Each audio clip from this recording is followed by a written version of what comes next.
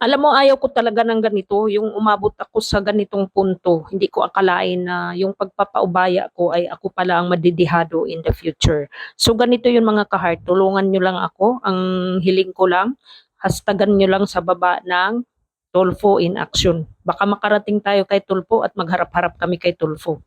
Ayoko nang umabot sa ganito, pero parang it's over na eh. It's over na talaga. So, may gumamit sa pangalan ko na kamag-anak ko. Hindi ko na muna i-mention kasi 'di ba bawal sa social media i-mention ang pangalan. Makasuhan tuloy tayo. Ganito ko yung umpisa mga kahart. Sabihin nyo sa akin kung mali ako or sino ang may mali sa amin, no? Galing ako ng probinsya. Ganito ang kwento, edad ko 20 years old. Siyempre wala kaming bahay sa Maynila, so nakitira lang ako sa pinsan ko. Itong pinsan ko galing sa Japan, pero ang trabaho niya doon is entertainer. Tapos nati-TNT na siya. Ibig sabihin, after 6 months lang kasi dati, uuwi ka na dapat. Hindi siya umuwi, kaya nag-TNT na siya. So, tago ng tago ang ibig sabihin. Tapos, doon ako nakatira sa kanila that time. Ngayon, bigla siyang sabi na, gusto mong mag-Japan? Sabi niya gano'n. Sabi ko, ha? Pwede ba ako sa Japan? Sabi niya, oo, pwede ka sa Japan. Gano'n. Tapos sabi niya, ano ba yung documents meron ka? Sabi ko, diploma lang ng high school. Tapos sabi niya gano'n, sige, ibigay mo sa akin. Kaso lang yung diploma ko sa high school, mga kahart, Matondo is TO siya. Talagang ang pamilya namin is Matondo is TO. Kaso lang, nung nag-file ako ng passport, nakita ko kasi yung birth certificate ko is TU. Parang yun na lang ang sinundan ko, TU. Parang, pero ang roots ko talaga is TO, Matundo. So yun na lang ang sinundan ko, yung TU, para hindi na ako hindi na ako magka-problema pa ng kuha ng passport kasi nga, babaguhin ko na naman yun, maghintay na naman ako ng ilang linggo, pero madali lang namang baguhin yan, kahit ngayon pwedeng baguhin yan eh as Matundo. So ito yung kwento. E di ngayon, ang pinsan ko, inano na niya, ginamit, hindi ko alam na siya pala ang gagamit. So, wala lang, binigay ko lang, tapos umasa ako na one day, mayroon na akong papel, kasi sabi niya, hintayin ko raw yung papel ko ng, yung visa ko, papuntang Japan. Di, asang-asa naman ako mga kahart. Tapos, after so many years, wala lang, after 6 years ko pa nalaman, ang nagsabi pa sa akin yung kapatid niya.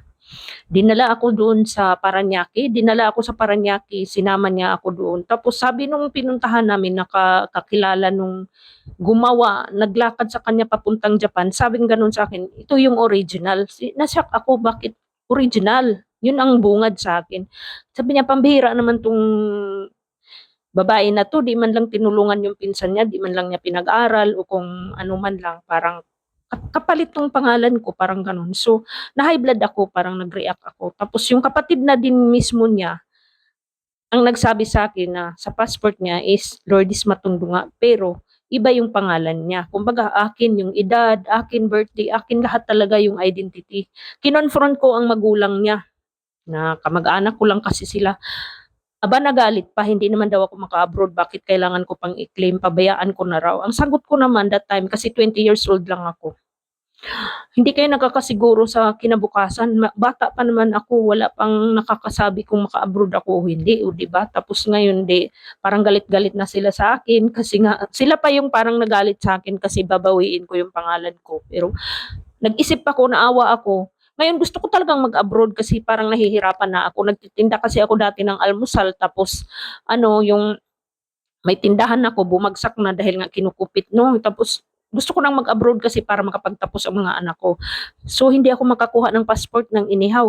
Pagdating ko doon sa DFA, pagbigay ko ng mga documents para sa passport, hinagis sa akin doon sa window. Di ko talaga makalimutan. Sabi niya, nasa Japan ka na tapos mag-a-apply ka pa ng passport. Sabi ko, hindi po ako nag-Japan. Sabi ganun. Tapos yun yung niya, sabi niya, sige, maglakad ka, magbigay ka ng mga dokumento. Tapos nagkataon naman na mayroong kapitbahay kami na pumunta sa Malacanang. So pumunta ako, sumama ako. Tapos sa PAW kasi may mga libreng lawyer doon. So humarap ako doon. Isa, dalawa, tatlong lawyer. Iisa lang naman ang tanong. Parang sinaywar ka lang. Tapos yung tanong doon, kung talagang ipakulong ko siya pa, naawa ako kasi ang mga anak niya, mga kahit maliliit, parang hindi kaya ng puso ko parang nag-reflect sa akin bilang ina. So hindi ko kaya, sabi ko gusto ko lang makaalis, gusto kong magkaroon ng passport. So binigyan ako ng ng Malacanang ng papel na parang ina-allow nila na makakuha ako ng passport. Inabot ko doon sa DFA. So may record ako sa DFA, bla bla bla bla bla bla. So na-issuean ako ng passport. Pero may binigay sa akin na papel na katunayan na pag hinarang ako sa airport, may ipapakita ako na papel. So ganun. So akala ko lang mga ka-heart, simple lang. So ganun lang, naka-abroad naman ako. So okay lang sa pagkadalaga ko kasi yung ginamit ng kamag-anak ko. Tapos ako naman yung married na, no? So tuloy-tuloy lang. Noong, how many years na, no? How many years na kung bibilangin ko, nasa almost 40 years niya nang ginamit ang pangalan.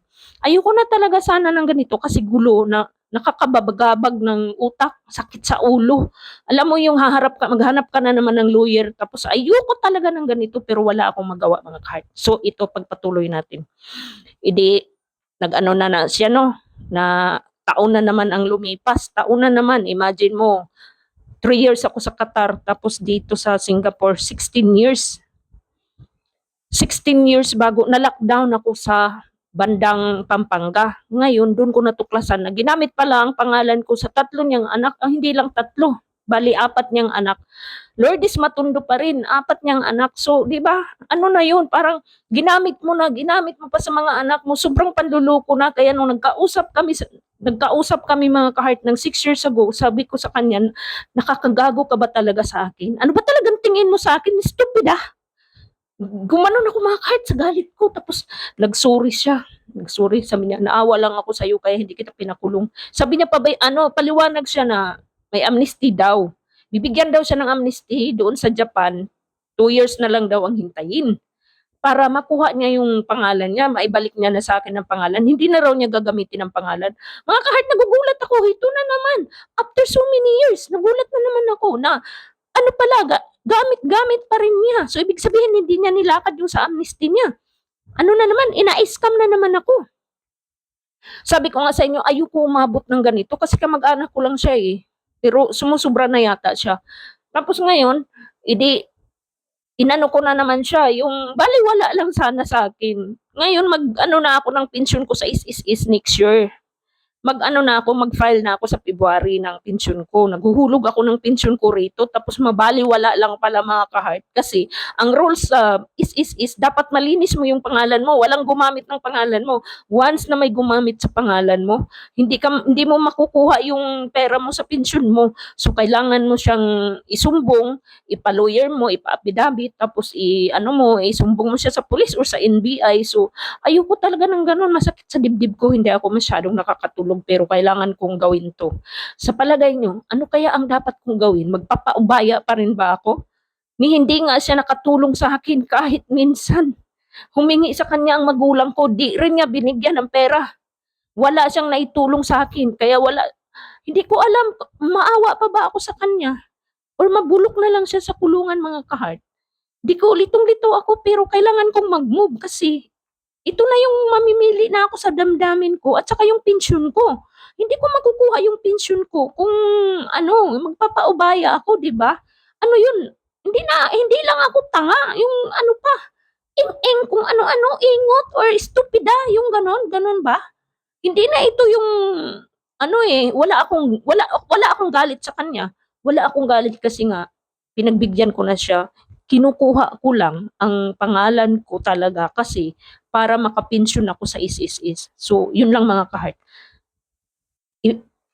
Ipaliwanag nyo nga sa akin, ano ang dapat kong gawin at ano ba talaga ang yung saan ako pupunta? Yung ganun, nalilito ako. Tapos siyempre, gagastos ka rito ng pera, no? Kaya kailangan kong makahanap ng lawyer na libre. Saan ba ang libre? Sa PAW lang, di ba? Sa government lang. Pero siyempre, ang pinanghahawakan niya kasi, naman, yung mali daw yung isang spelling. Tinanong ko yung isang lawyer, wala daw yung problema kahit na mali ang na wrong spelling. Basta ako, kung sino yung magulang ko. Siya, yung magulang niya, iba eh. Ano yun, nanganak ang nanay ko, kambal. Tapos pareho pa kami ng pangalan, di ba mga ka-heart? Yung mga palusot na ganun. Kaya, sorry talaga, sorry. Wala na akong magagawa. Isa lang masabi ko, sorry kung ano man ang kahinatnan nito. handa na ako kasi hindi na pwedeng magpaubaya ako eh. Kailangan ko nang lumaban kung hanggang saan kami makarating. So gusto ko lang ng akin naman 'to, eh, akin ang pangalan na 'to, akin, 'di ba? Wala akong yaman pero ninakaw pati pangalan mga ka-heart. Oh, kaya maging aware kayo sa mga nagpapagamit ng pangalan at gumamit ng pangalan, please. Huwag niyong gawin 'yan dahil in the future magkakaroon kayo ng problema. At saka ganito pala, tiis. Ganito pala, pag ginamit ang pangalan mo tapos hindi ka gumawa ng hakbang sa loob ng 15 years, wala ka ng karapatan sa pangalan mo. Tama. Yun ang sabi ng lawyer. Wala ng karapatan sa pangalan mo, alien ka na sa sariling pangalan mo kasi inignore mo or wala kang paki. Mabuti na lang nakapag-move ako bago ako pumunta ng Qatar. Nakapaggawa ako ng move doon, yun nga, yung sa Malacanang may record ako dahil kung just in case magkaroon siya ng kaso, out ako kasi nakamove ako eh. Yun pala yung mahalaga. Kaya imagine mo ha, kung hindi ako gumawa ng move, kahit pension ko ha, sa is kaya niyang kunin. Pwede siyang kumuha, i-allow sa kanya ng batas. Ganun pa lang mga ka-heart, kaya be aware kayo ha. Huwag na huwag kayong magpagamit ng pangalan kahit kapatid nyo pa. Kapatid nyo pa. Kasi pagdating sa is, hindi ibigay sa inyo ang is pag mayroong gumamit ng pangalan nyo. Yun yung punto ko dito. Yun yung punto ko dito. Hindi na sana ako maghahabol sa pangalan ko pero para na ito sa pensyon ko, naghuhulog ako ng pensyon para sa may kainin ako in the future tapos bandang huli mapurnada lang dahil sa isang tao na manggagamit, o di ba? Oh, hindi ako galit, nagpapaliwanag lang ako. Pero it's time na talaga na kunin ko. Yung sabihin nilang maghihiganti, hindi ako naghihiganti. Dahil kung gusto kong ipakulong siya noon pa, tinanong ako ng abogado sa Malacanang kung ipakulong ko siya. Alam mo ba kung magkano ang danyos perwisyo niya? Nababayaran bukod sa makulong siya? More than million noon, more than million dahil mahaba ang pangalan ko. Lourdes Itchalico Matundo, yan ang pangalan ko. Natutuo. Tapos ninakaw niya, so magbabayad siya noon. Milyon na nga yun dati eh. How much more? 40 years mong pinakinabangan halos, di ba? Oh, masama pa ba ako? Tinatanong ko kayo mga ka-heart, masama ba ako? Mag-comment kayo dyan. At paki-hashtag na rin dun sa Tulpo in Action. Baka ma-feature tayo, kung hindi naman haharap talaga ako ng lawyer na yung sa PAW para ma-express ko yung totoo kong damdamin at totoong nangyari. O di ba? Ang kinakainis ko, ang dami kong anak sa pagkadalaga. Na ang alam ko, isa lang ang anak ko. Isa lang ang ama ng anak ng 4 kong anak. Isa lang. Tapos mayroon akong 4 na anak sa Japan. Iba-iba ang ama. 3 ang ama. O di ba? Dinungisan na yung pangalan mo. Ninakaw pa. Grabe, sobra na talaga mga ka-heart. It's over na, hindi niya akalain na umabot sa puntong ganun. Iniisip niya magpensyon na rin siya sa Japan dahil nga 60 na rin siya sa edad ko. Di ba edad ko ginamit niya. 60 na siya sa Japan, kukuha na rin daw siya ng pensyon. Hindi niya akalain magkakaproblema kaming dalawa by this time dahil magpipensyon din ako sa sarili kong pangalan sa SSS eh. So, be aware mga ka-heart. Tandaan nyo, paki-share ang video para maraming aware dito. Paki-share, baka may mga kamag-anak kayo na ginamit ang pangalan nyo o gumamit ng pangalan nyo. Wag na wag talaga. Yun ang masasabi ko sa inyo. Thank you for watching.